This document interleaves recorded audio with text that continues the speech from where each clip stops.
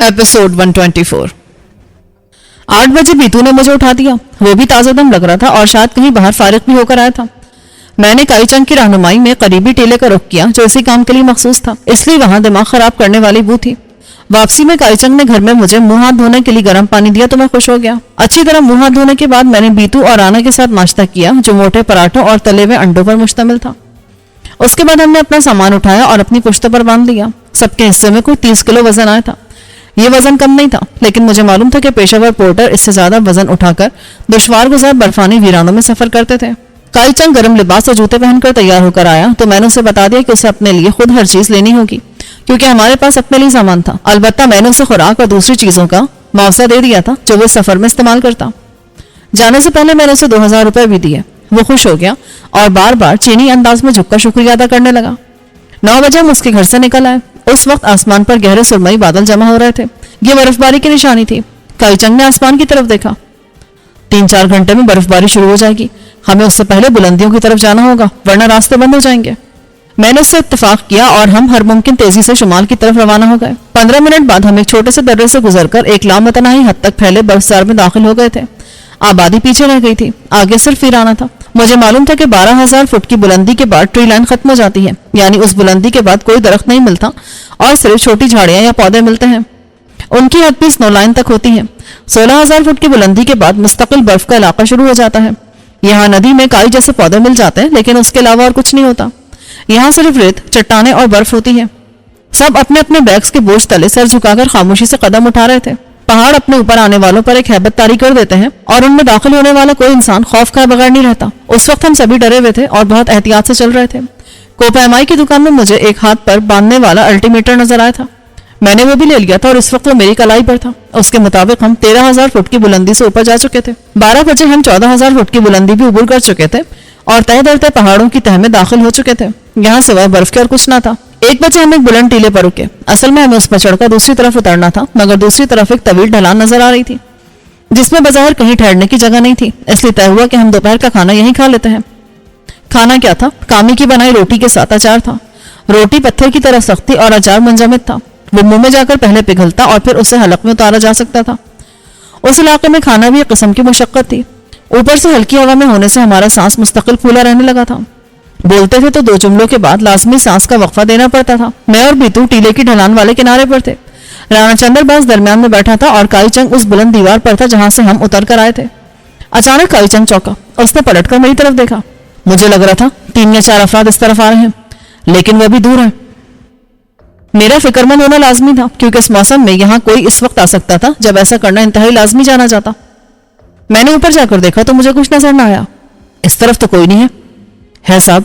वो कभी ओट में चले जाते हैं और कभी नजर आने लगते हैं। मैं गौर करता रहा। चंद मिनट बाद मुझे दूर बर्फ में कुछ नुक्ते से हरकत करते दिखाई दिए और 1 मिनट से भी कम वक्त में दोबारा गायब हो गए। मुझे काईचंग की बात दुरुस्त लगी। हमारे अकब में कुछ लोग आ रहे थे। ये कहना मुश्किल था कि वो क्यों आ रहे थे, लेकिन मेरी छठी हिस्स ने बताया कि मामला गड़बड़ था।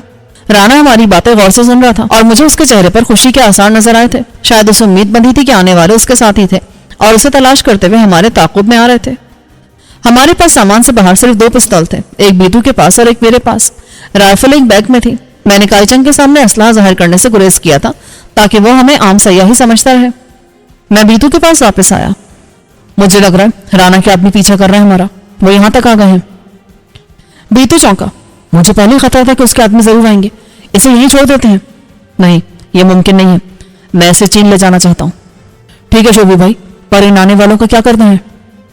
अगर वो राणा के लिए आए हैं तो हम उनका सफाया कर देंगे। हम राइफलें निकाल ले? हाँ, कुछ पता नहीं कि आने वाले किन हथियारों से मुसल्लह हों। बीतू राइफलें निकालने लगा। आने वाले अगर हमारे ताकुब में थे तो उनके लिए कोई मुश्किल ना थी, क्योंकि बर्फ पर हम जा बजा अपने पाँव के नक्श छोड़ते आए थे। एक बात और यकीनी थी कि उनकी रफ्तार हमसे तेज थी, क्योंकि हम में से हर एक के ऊपर कोई एक मन का बोझ था और वो उससे आजाद थे। राणा हमें गौर से देख रहा था। उसने कहा, सुनो, मुझे यकीन है कि आने वाले मेरे आदमी हैं। अगर तुम मुझे आजाद कर दो तो मैं वादा करता हूँ कि उनको लेकर खामोशी से यहाँ से लौट जाऊंगा। कोई तुम्हारे पीछे नहीं आएगा। तुम चुप रहो।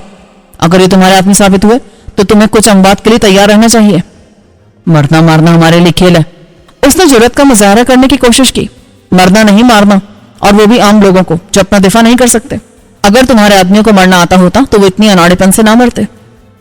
काईचंग ने इत्तला दी। اب وہ لوگ صاف نظر آ رہے ہیں۔ میں نے اوپر جا کر دیکھا تو اس کی بات درست نکلی۔ میرا خیال تھا کہ وہ کوئی 1 میل دور تھے اور ان کی تعداد 4 یا 5 تھی۔ اس دوران میں بیتو رائفلیں نکال لایا تھا اور اس نے ایک رائفل مجھے دے دی تھی۔ کائی چنگ چونکا، تم لوگوں کے پاس اتنا اسلحہ ہے؟ یہ حفاظت کے لیے ہے، تم فکر نہ کرو۔ لیکن میری تسلی کے باوجود وہ مطمئن نہیں تھا اور مشکوک نظروں سے ہمیں دیکھ رہا تھا۔ میں نے رانا سے کہا، تم اوندھے زمین پر لیٹ جاؤ جلدی سے۔ اس نے حکم کی تعمیل کی۔ میں نے اپنا اور بیتو کا بیگ اس کی پشت پر رکھ دیا۔ اب وہ آسانی سے حرکت نہیں کر سکتا تھا۔ ہم اس کی طرف سے مطمئن ہو کر آنے والوں کے خلاف کارروائی کر سکتے تھے۔ اب وہ آدھے میل کے فاصلے پر تھے اور ان کی تعداد واضح طور پر 5 تھی۔ کائی چنگ کی نظریں زیادہ تیز تھی اور وہ کچھ بے چین تھا۔ آنے والوں میں ایک عورت بھی ہے۔ عورت؟ تم کو کیسے پتا چلا؟ اس کی چال سے، وہ درمیان میں ہے، کبھی کبھی نظر آ جاتی ہے۔ میرے ذہن میں خدشہ آیا تھا لیکن میں نے کائی چنگ سے نہیں کہا۔ میں نے ایک طرف مورچہ جما لیا اور مجھ سے دور بیتو نے اسی طرح پوزیشن سنبھال لی تھی، اس طرح کہ آنے والے اس ڈھلان پر پوری طرح ہماری زد میں ہوتے۔ ہم نے برف کی مدد سے خود کو کیموفلاج کر لیا تھا۔ آنے والے 100 گز کی دوری تک آ جاتے تو ہم سے بچ نہیں سکتے تھے۔ کائی چنگ میرے ساتھ لیٹا تھا۔ اچانک پوچھ لا، یہ تو کام ہی ہے۔ مجھے اسی کا خدشہ تھا لیکن میں نے اسے تسلی دی۔ ایسا کیسے ہو سکتا ہے؟ تمہیں غلط فہمی ہوئی ہوگی۔ نہیں، اس نے جو لباس پہن رکھا یہ میں ہی لایا تھا۔ وہ دیکھو، سفید پتلون پر سرخ دھاریاں ہیں۔ اس نے جو جیکٹ پہن رکھی وہ شانے سے دھڑ گئی تھی تو اس نے سیاہ اونی کپڑے کا پیبند لگایا تھا۔ لڑکی کے لباس میں دونوں خصوصیات نمایاں تھی۔ اب میں جان گیا کہ آنے والوں کو کیسے پتا چلا کہ ہم کہاں جا رہے تھے اور انہوں نے ہمارا بالکل درست پیچھا کیا تھا۔ وہ کائی چنگ کے گھر پہنچے اور اس کی لڑکی سے سب کچھ معلوم کر کے اسے اپنے پیچھے لگا کر لے آئے تھے۔ میری بیٹی، وہ جذباتی کو روکنے لگا تو میں نے اسے روک لیا۔ ٹھیک ہے، حماقت کر رہے ہو، ان کو قریب آنے دو۔ مجھے جانے دو، انہوں نے کامی کو پکڑ رکھا ہے۔ تمہارے جانے سے وہ اسے چھوڑ نہیں دیں گے، اسے ہم چھوڑائیں گے، لیکن اس کے لیے شرط ہے کہ تم آرام سے رہو اور ان کو خبردار مت کرو۔ بات اس کی سمجھ میں آ گئی اور وہ دبک کر بیٹھ گیا۔ اس وقت مجھے لگا کہ وہ میری بات سمجھ گیا ہے۔ آنے والے کو 200 گز دور تھے۔ میری توجہ کائی چنگ کی طرف نہیں رہی تھی، اس لیے جب وہ اچانک اٹھ کر بھاگا تو میں اسے روک نہ سکا۔ اس نے برف کی دیوار پھلانگی اور دوسری طرف کود کر نیچے اترنے لگا۔ ساتھ ہی اس نے مقامی زبان میں چلانا شروع کر دیا تھا۔ بعد میں مجھے رانا نے بتایا کہ وہ کہہ رہا تھا، میری بیٹی کو چھوڑ دو۔ کائی چنگ کی آواز سن کر اور پھر اسے دیکھ کر آنے والے رک گئے۔ میں نے ان میں سے ایک کو اپنی رائفل اٹھاتے دیکھا تو میں نے جلدی سے اس کا نشانہ لیا اور گولی چلا دی، لیکن اس سے پہلے وہ کائی چنگ پر گولی چلا چکا تھا۔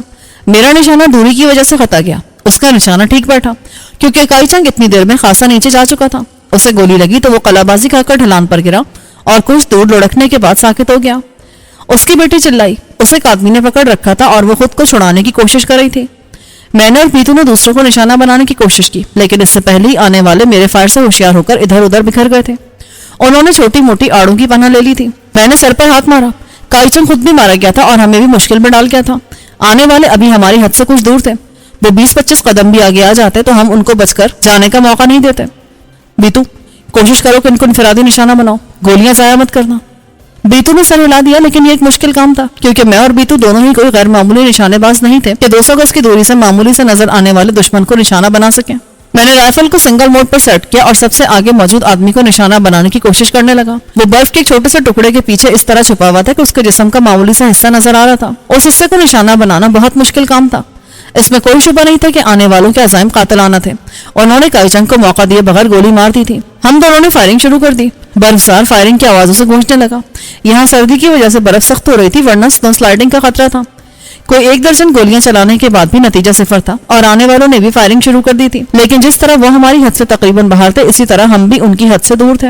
اچانک مجھے خیال آیا اور میں نے سب سے آگے موجود شخص کے سامنے برف کے ابھار کو نشانہ بنایا۔ اگر یہ صرف برف تھی تو گولی اس میں آسانی سے گزر سکتی تھی۔ میں نے کئی گولیاں چلائی، برف کا ٹیلا اڑ گیا۔ اب اس کے پیچھے چھپا آدمی صاف نظر آنے لگا تھا۔ اسے بھی پتہ چل گیا تھا کہ وہ نظر آ رہا ہے۔ اس نے اٹھ کر بھاگنے کی کوشش کی کہ بیتو نے اسے نشانہ بنا لیا۔ 2 گولیاں اس کی پشت میں اتر گئیں۔ وہ چیخ مار کر اوندھے منہ برف پر گرا اور کچھ دور پھسلنے کے بعد ساکت ہو گیا۔ آس پاس پھیلتا خون دور سے بھی صاف نظر آ رہا تھا۔ شاباش بیتو۔ اب 3 دشمن باقی تھے اور ان کو اپنے ساتھی کی موت نے دیوانہ کر دیا تھا۔ انہوں نے بیک وقت ہماری طرف اتنی شدت سے فائرنگ کی کہ میں اور بیتو تھوڑا نیچے آ گئے۔ ہم نے جہاں مورچے بنا رکھے تھے وہاں کی برف اڑ رہی تھی اور اس جگہ جیسے ایک چھوٹا موٹا برفانی طوفان آ گیا تھا۔ رانا بیگز کے بوجھ تلے کسمس آ رہا تھا۔ میں نے جھک کر کہا، مبارک ہو، تمہارا ایک اور مبینہ ساتھی اس دنیا سے رخصت ہو گیا۔ اس نے بھرائی آواز میں کہا، نہ جانے وہ کون سی منحوس گھڑی تھی جب تم لوگ مندر کی طرف آئے تھے۔ یقیناً ہم بہت سے لوگوں کی شامت اعمال بن کر آتے ہیں۔ میں نے اسے اتفاق کیا اور دوبارہ اوپر چڑھا۔ دشمن کا اشتعال کسی قدر کم ہو گیا تھا اور اس کی طرف سے فائرنگ میں کمی آتی گئی تھی۔ غالباً انہیں احساس ہو گیا تھا کہ وہ بیکار میں گولیاں ضائع کر رہے تھے اور ایمونیشن ان کے پاس یقیناً لامحدود نہیں تھا۔ مارا جانے والا سب سے آگے تھا، اس کے بعد موجود شخص کوئی 5 قدم کی دوری پر ایک بڑی آڑ میں تھا، اس کا جسم نظر نہیں آ رہا تھا، باقی دونوں بھی خود کو مناسب انداز میں چھپا رکھا تھا۔ ان میں سے ایک نے لڑکی کو بھی قابو کر رکھا تھا، کبھی کبھی وہ مزاحمت کرتی تو اس کی ایک جھلک نظر آ جاتی تھی۔ مجھے افسوس ہوا، اس کا باپ اس کی نظروں کے سامنے مارا گیا تھا اور اب اس دنیا میں اس کا کوئی باقی نہیں رہا تھا۔ میں نے صورتحال کا جائزہ لیا، فی الحال دونوں اپنے اپنے مورچوں میں محفوظ تھے۔ ہم اس لحاظ سے بہتر تھے کہ بلندی پر تھے اور اس لحاظ سے مشکل میں کہ ہماری طرف ایک سیدھی ڈھلان تھی۔ اگر ہم اس پر سفر شروع کرتے اور دشمن پیچھے سے آ جاتا تو بلندی کی وجہ سے اس کی پوزیشن بہتر ہو جاتی اور ہمیں چھپنے کے لیے جگہ نہیں ملتی، گویا ہم اس جگہ کو نہیں چھوڑ سکتے تھے۔ دشمن کے عزائم جاننے کے لیے میں نے ڈائیلاگ کا راستہ اپنانے کا فیصلہ کیا اور چلا کر بولا، تم لوگ کون ہو اور کیا چاہتے ہو؟ میں نے انگریزی میں پوچھا، جواب کچھ دیر بعد انگریزی میں آیا، ہم جو بھی ہوں ہمیں رانا چاہیے، اگر تم رانا چندر باز دے سکتے ہو تو ہم خاموشی سے واپس چلے جائیں گے، اور اگر میں نہ دوں تو تم میں سے کوئی نہیں بچے گا، رانا جی کو ہم لے کر جائیں گے، زندہ یا مردہ؟ بکو مت، تم زیادہ دیر بچ نہیں سکو گے۔ یہ بات تم کہہ رہے ہو جس کا ایک ساتھی مارا جا چکا ہے؟ ہمیں معلوم ہے تم اس جگہ سے نہیں نکل سکتے، اگر تم اپنا مورچہ چھوڑ دو گے تو ہم اوپر آ جائیں گے۔ تم بھی ساری عمر اس جگہ نہیں رہ سکتے، ہم انتظار کر سکتے ہیں، ہمیں جلد مزید کمک مل جائے گی اور اس کے بعد تمہارے یہاں سے نکلنے کا راستہ ہم بند کر دیں گے۔ یہ اطلاع تشویشناک تھی اور کیونکہ وہ آبادی کی طرف سے آ رہے تھے اس لیے اس بات کو بھی جھوٹ نہیں کہا جا سکتا تھا۔ عین ممکن تھا کہ ان کے کچھ ساتھی کمک لینے کے لیے روانہ ہو چکے ہوں اور ان کو آنے میں وقت لگتا، لیکن وہ آ سکتے تھے، جبکہ ہمیں نہ تو کہیں سے کمک مل سکتی تھی اور نہ ہی ہم اس جگہ کو چھوڑ سکتے تھے۔ میں نے سوچا اور پھر سر جھٹکا، یہ کوئی نئی بات تو نہ تھی، بلکہ ہمارے لیے تو ہرگز بھی نئی بات نہ تھی۔ میں نے بیتو کی طرف دیکھا، اب کیا کیا جائے؟ وہ میرے پاس کھسک آیا، شوبو بھائی ہم نے پوچھا نہیں تھا کہ اس کو لے جانا کیوں ضروری ہے، لیکن اس کے بغیر ہم بہتر سفر کر سکتا ہے۔ اسے لے جانا لازمی ہے، سمجھ لو اس کا جانا اتنا ہی ضروری جتنا کہ ہمارا۔ ٹھیک ہے، تب ہم اندھیرا ہونے پر نکل سکتے ہیں، ورنہ اس وقت ہم بہت آسانی سے ان کا نشانہ بن جائیں گے۔ میں کب تک اسی طرح پڑا رہوں گا؟ رانا نے فریاد کی، پڑے رہو ورنہ ہمیشہ کے لیے پڑے رہ جاؤ گے۔ میں اتنے بوجھ کے ساتھ پڑا رہا نا تو میرا جسم بیکار ہو جائے گا اور تمہیں مجھے مار کر ہی جانا پڑے گا۔ میں نے سوچا کہ وہ ٹھیک کہہ رہا تھا۔ بیتو اس پر سے بیگ ہٹا دو، اگر ہمیں یہاں سے اجرت میں نکلنا پڑا نا تو اس کا جسم اس قابل نہیں رہے گا۔ بیتو نے بیگز ہٹا دی اور ساتھ ہی خبردار کیا، ٹھیک ہے لیکن اٹھنے کا کوشش مت کرنا۔ رانا لیٹا رہا، دن کے 2:30 بج رہے تھے اور 2.5 گھنٹے بعد یہاں اندھیرا چھانے لگتا، گویا ہمیں یہاں 3 گھنٹے تک ان لوگوں کو روکنا تھا، اس کے بعد ہم یہاں سے نکل سکتے تھے۔ شروع میں نیچے موجود لوگوں کو خبردار کرنے کے لیے ہم وقفے وقفے سے فائر کرتے رہے، لیکن 4 بجے ہم نے خاموشی اختیار کر لی اور اوپر سے نگرانی کرنا بھی بند کر دی۔ کوپہمائی کے سامان کی دکان سے میں نے جو بیگز لیے تھے ان پر آئینے بھی لگے تھے، میں نے ان میں سے 2 آئینے نکال کر برف میں اس طرح سیٹ کر لیے کہ مجھے اور بیتو کو سر نکالے بغیر بھی دوسری طرف کا منظر نظر آ رہا تھا۔ میں دیکھنا چاہتا تھا کہ ہماری طرف سے خاموشی کے بعد ان کا رد عمل کتنی دیر میں سامنے آتا ہے۔ رانا کو بھی سمجھا دیا گیا تھا کہ وہ زبان بند رکھے اور بولنے کی کوشش نہ کرے۔ کوئی 4:30 بجے مخالف کیمپ میں بے چینی کے آثار نظر آنے لگے، وہ بار بار جھانک رہے تھے اور 1-2 بار ہمیں آواز بھی دی تھی۔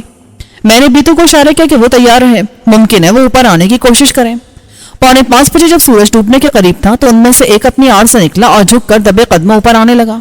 وہ مجھے آئینے میں صاف نظر آ رہا تھا، پہلے وہ اپنے ساتھی کی لاش کے پاس سے گزرا اور پھر کائی چنگ کی لاش تک آیا۔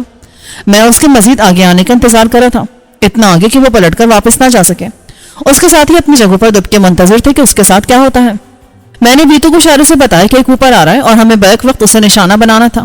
بیتو نے سر ہلا دیا۔ آنے والے کے پاس بھی رائفل تھی اور اس نے اسے یوں اٹھا رکھا تھا کہ فوراً فائر کر سکے۔ اسے بھی اندازہ تھا کہ وہ کتنا بڑا خطرہ مول لے رہا ہے، اگر ہم اسے دیکھ لیتے تو اس کا بچ کر واپس جانا بہت مشکل تھا۔ اس کے باوجود وہ اوپر کی طرف آ رہا تھا تو اپنے ساتھیوں کی نسبت دلیر تھا یا پھر مجبور۔ اب وہ کوئی 100 گز کے فاصلے پر تھا، وہ تھوڑا اور اوپر آیا تو اسے کچھ نظر آ گیا یا اس کی چھٹی حصوں سے خبردار کر دیا اور وہ اچانک پلٹ کر بھاگا۔ میں چلایا، بیتو وہ جا رہا ہے۔ یہ کہتے ہوئے میں نے اوپر ہو کر بھاگتے شخص پر برسٹ مارا، وہ اس کی حد میں تھا۔ اسی لمحے بیتو نے اس کا نشانہ لیا، اس کی پشت میں کئی گولیاں اتر گئیں، وہ اچھل کر برف پر گرا پھر لڑکتا ہوا نیچے جانے لگا۔ اگر وہ مرا نہیں تھا تب بھی شدید زخمی ضرور ہوا تھا۔ اس کے ساتھی اندھا دھند فائرنگ کرنے لگے لیکن ہم اپنے مورچوں میں محفوظ تھے۔ ان میں سے کوئی چیخ چیخ کر مقامی زبان میں کچھ کہہ رہا تھا، یقیناً گالیاں بک رہا تھا۔ میں اور بیتو دونوں نیچے کی طرف متوجہ تھے اور اس لمحے ہم رانا کو عارضی طور پر بھول گئے تھے۔ شاید اس نے محسوس کر لیا تھا کہ یہی موقع ہے جس کا اسے بڑی دیر سے انتظار تھا۔ وہ دبے قدموں اٹھا اور میری طرف جھپٹا، اس نے عقب سے مجھ پر چھلانگ لگائی۔ مجھے آخری موقع پر احساس ہوا اور میں نے پلٹنے کی کوشش کی لیکن اسی لمحے وہ مجھ پر آن گرا۔ میں کنارے کے اوپر تھا اور یہاں سخت برف جمی ہوئی تھی۔ जब राना ने मुझ पर छलांग लगाई तो उसका वजन दुगना होकर मुझ पर आया, यानी बर्फ के किनारे पर आया और बर्फ सख्त होने की वजह से धंसी नहीं बल्कि किनारा ही टूट गया। मैं राना समेत ढलान पर लुढ़क गया और फिर तेजी से नीचे जाने लगा। वो इतना चालाक था कि उसने नीचे गिरते हुए भी मकामी जुबान में चिल्लाकर कुछ कहा, शायद अपने साथियों को फायरिंग करने से मना किया था। उसकी कोशिश थी कि वो मुझे राइफल इस्तेमाल ना करने दे और साथ ही लुढ़कने का अमल भी जारी रहे। मैं खुद को संभालने की कोशिश कर रहा था, लेकिन राना की वजह से मैं रुक नहीं पा रहा था। एक बार मेरी कोहनी के सामने उसका मुंह आया तो मैंने बिला तकल्लुफ उसके मुंह पर वार कर दिया। उस कमबख्त के कम से कम 2 दांत टूट गए। उसकी चीख भी मेरी कोहनी तले दब गई। बीतू ऊपर ही रहा और उसने बाकी 2 अफराद पर फायरिंग जारी रखी ताकि वो अपने मोर्चों से हम पर फायर ना कर सके। उसे खबर ना थी कि राना की वजह से वैसे कोई हम पर फायर नहीं कर रहा था। लुढ़कते हुए हम काईचंग की लाश के पास पहुंचे तो मैंने अचानक हाथ बढ़ाकर काईचंग की टांग पकड़ ली। मैं झटके से रुका तो राना मुझसे होता आगे गया। उसने मुझे ले जाने की कोशिश की, लेकिन मैं उसके हाथ न आया। रुक जाने के बाद जैसे ही मेरा मोमेंटम खत्म हुआ, मैंने काईचंग की आड़ ली और राइफल सीधी करके राना के उस आदमी पर फायर किया जो अपनी आड़ से निकलकर मुझे निशाना बनाने की कोशिश कर रहा था। लेकिन इससे पहले कि मेरी गोली उसे छूती, ऊपर से बीतू ने फायर किया। मैंने कम रोशनी में भी उसके सर से खून का फव्वारा बुलंद होते देखा। वो पलट कर गिरा और फौरन मर गया। उसे मरते देखकर राना मारे दहशत के रुक गया। अब वो संभल कर खुद से नीचे जा रहा था। उसने जल्दी से हाथ ऊपर कर लिए। मुझे मरना था। अपने साथी से कहो हथियार फेंक कर सामने आ जाए, वरना तुम मारे जाओगे। मेरे लड़के में मौजूद सफाकी ने उसे डरा दिया। उसने जल्दी से अपने साथी से कहा, हथियार फेंक दो। मगर अब उसका साथी भी पागल हो गया था। उसने आवाज से कहा, मैं पागल नहीं हूं जो मरने के लिए हथियार फेंक दूं, मैं इसे भी मारूंगा। ये कहते हुए उसने मेरी तरफ एक ब्रस्ट मारा, लेकिन मैं काईचंग की लाश की आड़ में होने से बच गया। उसे गोलियां लगी। इस मौके पर जो हुआ वो मेरे साथ राना और उसके साथी के लिए भी गैर मुतवक्किल था। कामी जब तक खामोश थी और सदमे में थी, उससे अपने बाप की लाश की बेहुरमती बर्दाश्त न हो सकी और उसने अचानक ही राना के साथी पर हमला कर दिया। उसने अकब से चिमटकर उसका कान दांतों से पकड़ लिया। इस उस्ताद और फिर तकलीफ से बिलबिलाकर वो बेसाख्ता खड़ा हो गया और खुद को छुड़ाने की कोशिश करने लगा, मगर कामी एक जुनूनी कैफियत में उससे चिमट गई। उसने उस शख्स का कान तकरीबन अलग ही कर दिया। वो शख्स तकलीफ की वजह से पागल कुत्ते की तरह चिल्ला रहा था और कामी से निजात हासिल करने की कोशिश कर रहा था। फिर उसने किसी तरह कामी के बाजू पकड़कर उसे घुमाकर बर्फ पे दे मारा। उस वक्त वो मेरे बिल्कुल सामने था और उसकी राइफल गिर चुकी थी। जब उसे एहसास हुआ तो वो वापस दौड़ा, तो मैंने उसके पैरों की तरफ फायर किया। गोली बिल्कुल पास लगी तो वो जल्दी से साकित हो गया और जिस्म अकड़ा लिया। मैंने उठने के बजाय लेटे लेटे से हुक्म दिया, बर्फ पर उल्टे लेटकर अपने हाथ सर पर रख लो। मेरी इस एहतियात ने मुझे बचा लिया। उसने चुपके से अपने लिबास से पिस्तौल निकाला और जब उसने देखा कि मेरे हुक्म की तामील की सूरत में वो उसे इस्तेमाल नहीं कर सकेगा, तो उसने अचानक मेरी तरफ पिस्तौल करते हुए गोली चला दी। काईचंग की लाश ने एक बार फिर मुझे बचा लिया। ये गोली भी उसके मुर्दा जिस्म में लगी और अगले ही लम्हे बीतू ने उसकी खोपड़ी उड़ा दी। ये सब मुश्किल 1 मिनट में हुआ और किसी को सोचने समझने का मौका ना मिला। राना चंद्रबाज का हौसला जवाब दे गया। वो बुरी तरह रसने लगा। उसने मेरे सामने हाथ जोड़ दिए। परमात्मा के लिए मुझे मत मारना। मेरा इरादा उसे मारने का नहीं था, लेकिन उस वक्त मुझे शिद्दत से गुस्सा आ रहा था। मैंने अचानक उसके सर के ऊपर फायर किया तो वो दहशत से चीख मारकर नीचे गिरा और बेहोश हो गया। मैं खड़ा हो गया। इस दौरान में बीतू ऊपर से भागता हुआ आया था। उसने सबसे पहले मारे जाने वाले अफराद को चेक किया कि उनमें से कोई जिंदा तो नहीं बचा, लेकिन वो सब मर चुके थे। मैं कामी की तरफ बढ़ा। अगरचे वो बर्फ पर गिरी थी, लेकिन बर्फ इतनी भी नरम ना थी। मैंने उसे सीधा किया और उसकी नब्ज चेक की। नब्ज धीमी लेकिन मुतवारिर रफ्तार से चल रही थी। वो शायद सिर्फ धचके से बेहोश हुई थी। राना भी बेहोश था। बीतू ने उसे बेदर्दी से थप्पड़ मारे। कुछ देर कसमसाने के बाद वो होश में आ गया और रोने वाले अंदाज में बोला, मुझे मत मारो। मुझे शिद्दत से राना पर गुस्सा आ रहा था। मैंने कामी को होश में लाने के बजाय शाने पर डाला और बीतू से कहा, इस हरामजादे को लेकर ऊपर आओ। मैं कामी को ऊपर ले आया। उसे पिलाने के लिए पानी नहीं था, सिर्फ बर्फ थी। मैंने वही कामी के होठों से लगा दी। वो बड़ी प्यारी और मासूम नजर आने वाली लड़की थी। मुझे अफसोस हो रहा था कि वो दुनिया में अपने वाहिद रिश्ते से भी महरूम हो गई थी। कुछ बर्फ पिघलकर उसके मुंह में गई तो वो होश में आने लगी। जैसे उसे मुकम्मल होश आया, वो किसी वहशतज़दा हिरनी की तरह चौंक कर बैठ गई। फिर उसने मकामी जुबान में कुछ कहा। ये जुबान मुझे तो क्या, बीतू को भी समझ नहीं आती थी। मैंने हाथ के इशारे से उसे बताया कि सब ठीक है और अब कोई दुश्मन बाकी नहीं रहा, लेकिन उसे दुश्मनों की नहीं अपने बाप की फिक्र थी। वो चीख मारकर उठी और ढलान से नीचे की तरफ लपकी जहां काईचंग की लाश पड़ी थी। मैंने उसे जाने दिया और खुद उसके पीछे आया। जब मैं नीचे पहुंचा तो वो काईचंग की लाश के पास बैठी बुलंद आवाज से रो रही थी। मैंने उसे रोने दिया। मैं उसे जुबान से नहीं समझा सकता था, इसलिए बेहतर था कि वो रो धोकर अपना दुख हल्का कर ले। मैंने दूसरे मामलात पर तवज्जो दी। एक तरफ गढ़ा सा था। ये ज्यादा गहरा तो नहीं था, लेकिन काम आ सकता था। मैंने राना के साथियों की लाशें खींचकर उस गड्ढे में डाल दी। फिर उनका असलहा जमा किया और वो भी उस गड्ढे में डाल दिया। एक बार मुझे ख्याल आया कि उनकी जेबों की तलाशी लूं, लेकिन फिर मुझे ये बात बेकार लगी। मैं कामी के पास आया और उसे काईचंग की लाश के पास से हटाया। मैंने उसे इशारों में समझाया कि मैं उसको भी दफन करना चाहता हूँ। वो समझ गई, लेकिन उसने मज़ाहमत ना की। इस दौरान में तारीकी छा गई थी। بیتو اوپر سے کیروسین لیمپ روشن کر کے لے آیا. میں نے رانا کا پوچھا. اسے باندھ کر ڈال دیا ہے. کائی چنگ کو میں نے اسی گڑھے میں ذرا الگ سے ہٹ کر دفن کیا تھا. ان پر اچھی طرح برف ڈال کر ہم اوپر آ گئے. اب آنے والے گرما سے پہلے ان لاشوں کے دریافت ہونے کا کوئی امکان نہ تھا. کامی نے خود کو سنبھال لیا تھا لیکن وہ کبھی کبھی سسکیاں لینے لگتی تھی. بیتو نے خیمہ لگایا اور سب سے پہلے اسٹوو جلا کر کافی بنانے لگا. کافی پی کر سب کی جان میں جان آئی اور اسٹوو کی وجہ سے خیمے کے اندر کا ماحول کسی قدر گرم ہو گیا. پھر کھانا گرم کیا گیا. میں نے اپنے لیے بھیڑ کے گوشت کے ٹکڑے تلے اور ان پر ہلکا سا نمک چھڑک کر ایک ٹین مٹر کا کھول کر اس کے ساتھ کھایا. کھانے کے بعد پھر کافی کا دور چلا. کھانے کے دوران بیتو نے رانا کے ہاتھ پیر کھول دیے. اس کے بعد اسے پھر باندھ دیا گیا. اس نے معمولی سی مزاحمت کی لیکن بیتو نے 2 گھوسے مار کر اسے سیدھا کر دیا. باندھے جانے کے بعد وہ پٹے ہوئے کتے کی طرح ایک طرف سر ڈال کر لیٹ گیا. میں کامی کے بارے میں سوچ رہا تھا کہ اب کیا کرنا چاہیے اس کا. ایک طرح سے وہ ہمارے سر آ گئی تھی اور ہم اسے اس ویرانے میں چھوڑ کر نہیں جا سکتے تھے اور اسے ساتھ لے جانا بھی مشکل تھا. یہی بات بیتو بھی سوچ رہا تھا. اس نے اصرار کر کے کامی کو کچھ کھلایا تھا. اس نے مجھ سے کہا, شوبھی بھائی اس کا کیا کرنا ہے؟ یہی تو سمجھ نہیں آ رہی یار. شوبھی بھائی اگر ہم اسے ساتھ لے چلے تو؟ لے جانے میں تو کوئی اعتراض نہیں ہے اور نہ ہی حرج ہے, لیکن ہم ایک اندھے راستے پر جا رہے ہیں اور کچھ نہیں معلوم کہ ہمارے ساتھ کیا ہوگا. کہیں یہ بیچاری اور مصیبت میں نہ پڑ جائے.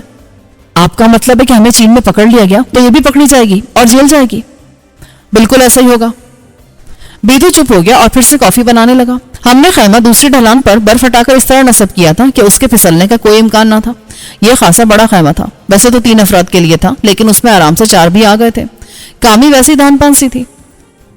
اگلو نما خیمے کی زپ بند کرنے کے بعد اب یہ مکمل طور پر بند ہو گیا تھا اور اسٹوو کی وجہ سے اندر سے کافی گرم بھی ہو گیا تھا. کافی بنا کر بیتو نے اسٹوو بند کیا اور سارا سامان پھر سے پیک کر دیا. کامیاں پرسکون تھی. میں نے بیتو سے کہا, اس سے معلوم کرنے کی کوشش کرو کہ چاہتی کیا ہے. بیتو نے سر ہلایا اور اس کے ساتھ اشاروں کی زبان میں بات کرنے کی کوشش کرنے لگا. میں نے رانا کا جائزہ لیا. بیتو نے اس کے ہاتھ پشت کی طرف باندھ دیے تھے, ساتھ ہی اس کے پاؤں بھی باندھ دیے تھے.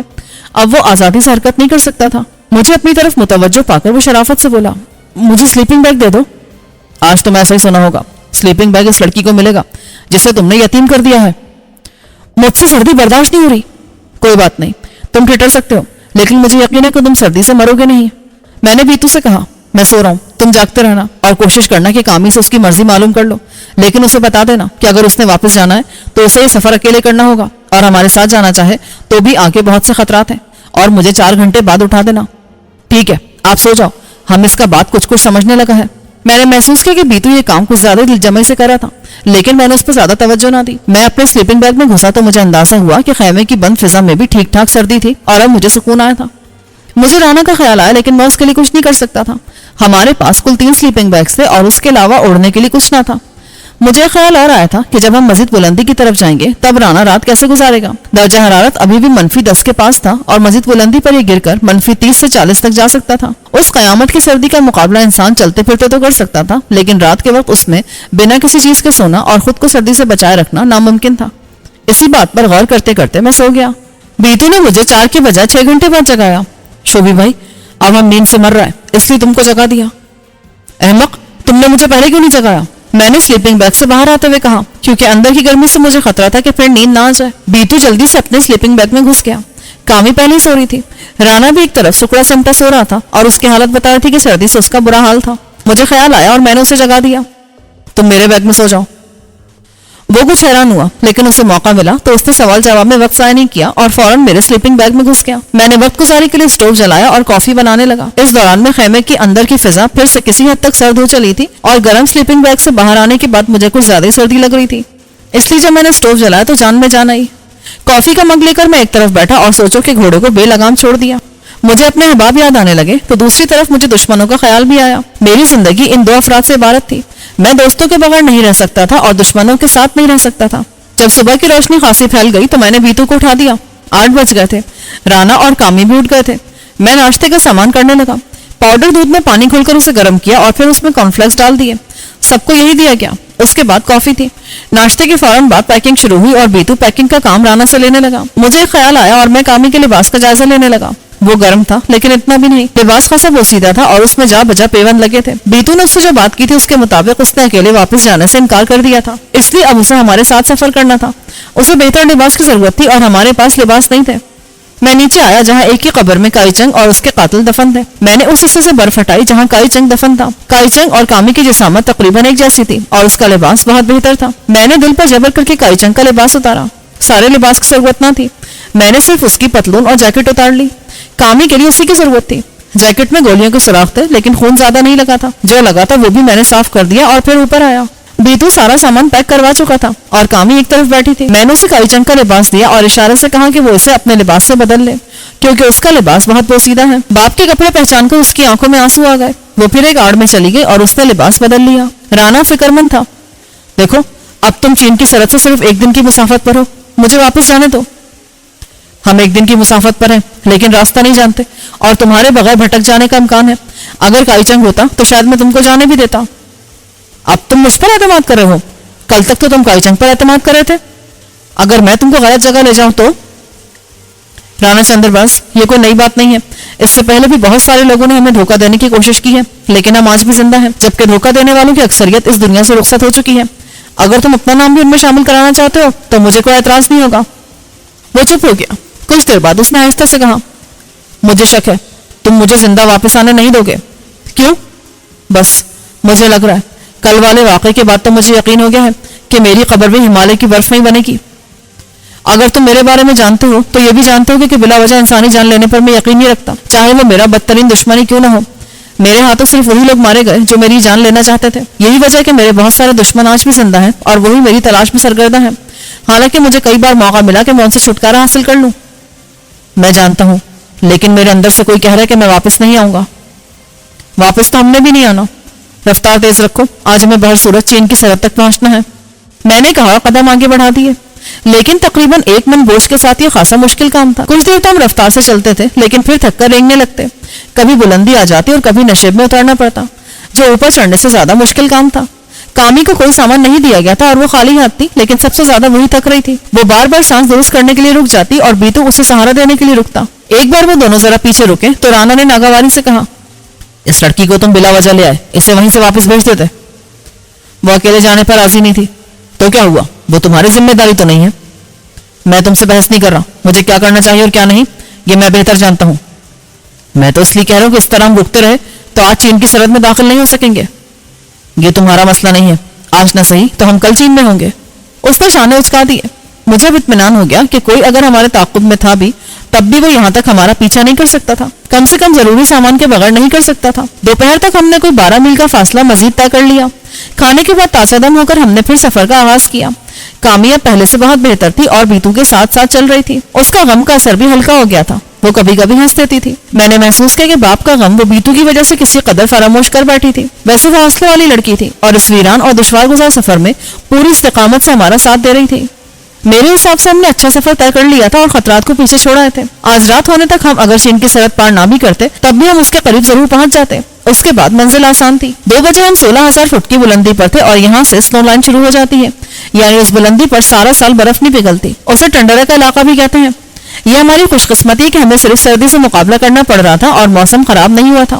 مجھے راستے میں بیتو سے بات کرنے کا موقع نہیں ملا اس لیے شام سے پہلے ایک جگہ سستانے کے لیے رکے تو میں نے اس سے پوچھا برخوردار کیا بات ہے؟ کامی تم سے کچھ زیادہ ہی مانوس ہو گئی ہے. اس نے دانت نکالے. بس شبی بھائی ہم اس کا دکھ ہلکا کرنے کی کوشش کر رہے ہیں.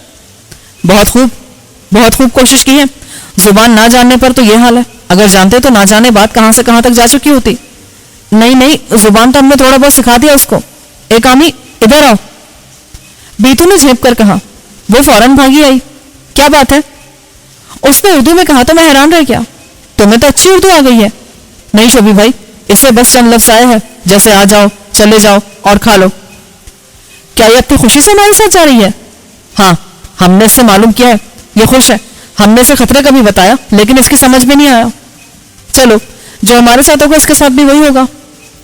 بیتو پریشان ہو گیا. چین میں بے شک ہم کو پکڑ لے لیکن کامی کو ہم سے الگ نہ کرے. کیا مطلب؟ میں نے اسے گھورا تو وہ گڑبڑا کر رہ گیا. ہمارا مطلب ہے کہ کامی کسی اور سے مانوس نہیں ہے اس لیے ہمارے ساتھ ٹھیک رہے گا. کامی معصومیت سے منہ اٹھا کر ہمیں دیکھ رہی تھی. اتنا تو وہ بھی سمجھ گئی تھی کہ اس کے بارے میں بات ہو رہی ہے.